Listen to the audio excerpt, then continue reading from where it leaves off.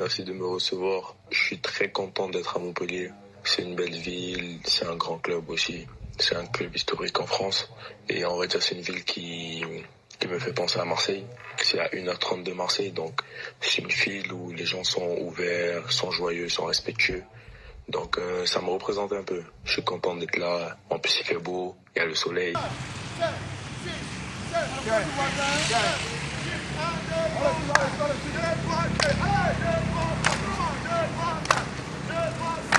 Donc voilà. Ça c'est très beau ça, surtout on se rapproche, c'est le début du printemps et quoi de plus beau pour entamer cette saison et un week-end comme celui-ci. On vous l'a certainement raconté, ce club a accueilli plusieurs légendes vivantes du football camerounais, notamment Roger Mila, Henri Bedimo, Ambroise Oyongo ou encore Bill Chateau. C'est tout cela qui vous a influencé dans votre choix pour ce club? Avant d'arriver ici, je savais qu'il y avait plusieurs Camerounais qui avaient joué au club. Et j'espère écrire mon nom aussi dans l'avenir comme ils ont pu le faire. Avant de venir au club, j'ai parlé avec Oyongo, Ambroise. J'ai parlé avec Enzo qui m'ont dit beaucoup de bien de ce club.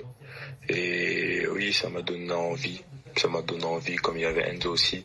Je voulais jouer avec lui et voilà, c'est un peu ça. Et cette saison, vous affichez sur vos statistiques, sur vos tablettes statistiques, une certaine régularité en club. 27 matchs, 22 buts encaissés, mais surtout 11 clean sheets. Vous êtes fier de votre saison et de vos performances?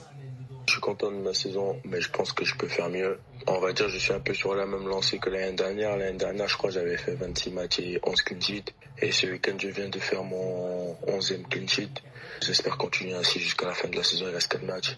Et j'espère qu'on pourra jouer quelque chose et être récompensé à la fin de la saison.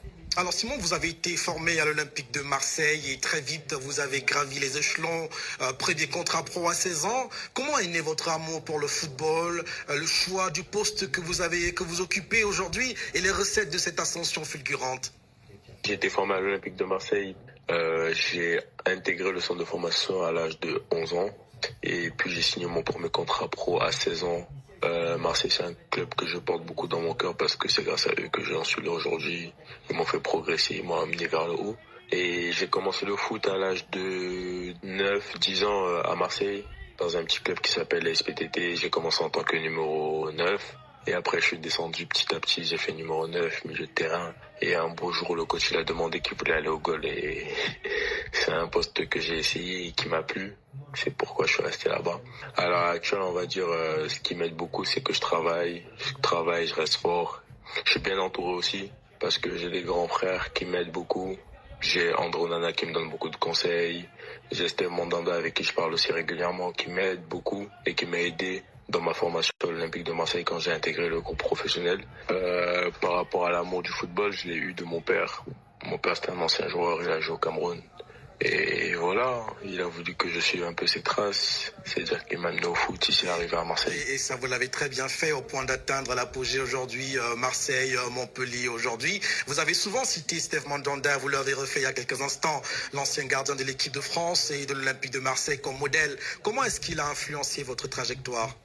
Quand je suis arrivé dans le groupe professionnel, Steve Mandanda, ça a été comme un grand frère pour moi. Il m'a beaucoup conseillé, il m'a beaucoup accompagné jusqu'à l'heure actuelle. Il me donne beaucoup de conseils, c'est quelqu'un avec qui je parle régulièrement. Il m'a conseillé sur beaucoup de mes choix aussi footballistiques. Voilà, je le remercie pour tout ça. C'est tant mieux, une vraie légende vivante, Steph Mandanda. Alors Simon Ngapadouembou, à 22 ans, le public camerounais vous a découvert avec enthousiasme pour votre grande première dans les buts des Lions indomptables il y a quelques jours, quelques semaines maintenant contre la Chine, lors des FIFA Series du mois de mars. Comment avez-vous vécu ce moment-là? J'étais très content et très fier parce que c'est un moment que j'attends depuis longtemps. J'ai travaillé pour en arriver là et c'était comme un accomplissement pour moi. J'espère que c'est que le début d'une longue histoire. Et grâce à Dieu, ça va le faire. Et le dire en si peu de mots, c'est rien, c'est peu de le faire parce que la vie et l'aventure est encore longue. Vous savez que le Cameroun est un pays de tradition en ce qui concerne les gardiens de but, de Thomas Nkono à Joseph-Antoine Bell, à Lumboka, Idriss Carlos Kameni et André Onana. Vous vous rapprochez plus de qui dans votre style de jeu? C'est vrai que le Cameroun a toujours eu des très très grands gardiens. Je peux pas dire que j'essaie de me rapprocher d'un style de gardien à un autre, parce que j'essaie de prendre un peu de chaque gardien pour créer ma propre identité. Alors le fait que le Cameroun ne participe pas à la Coupe du Monde aux États-Unis cette année, j'imagine combien cela vous chagrine. Comment vous vivez cela dans le vestiaire des Lions? Sans vous mentir, ça me fait un peu mal parce que j'aurais aimé jouer ma deuxième Coupe du Monde avec le Cameroun. Mais bon, on va se mettre au travail et on va tout faire pour participer à la prochaine édition.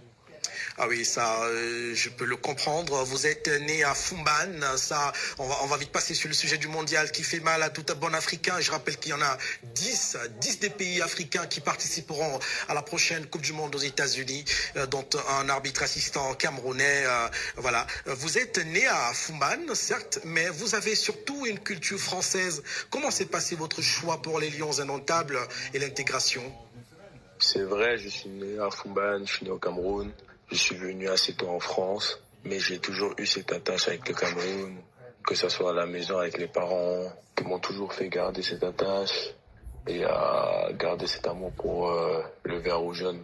Et c'est pourquoi je suis très fier de représenter ces couleurs à l'heure actuelle et j'espère hisser notre cher et beau drapeau tout en haut. Ah, ça c'est super ça de l'entendre. C'est vrai, vous côtoyez au quotidien des personnes et personnalités plus grandes, mais vous restez un jeune quand même.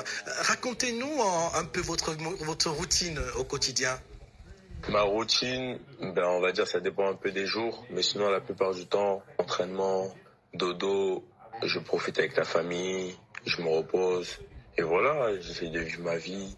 J'aime bien lire, j'aime bien jouer à la play. Tout ce que les jeunes font, quoi. Ah ben c'est plutôt cool ça, jouer à la PlayStation et surtout à lire, c'est encore plus intéressant, ça se voit dans votre façon d'aborder les préoccupations dans cet entretien express.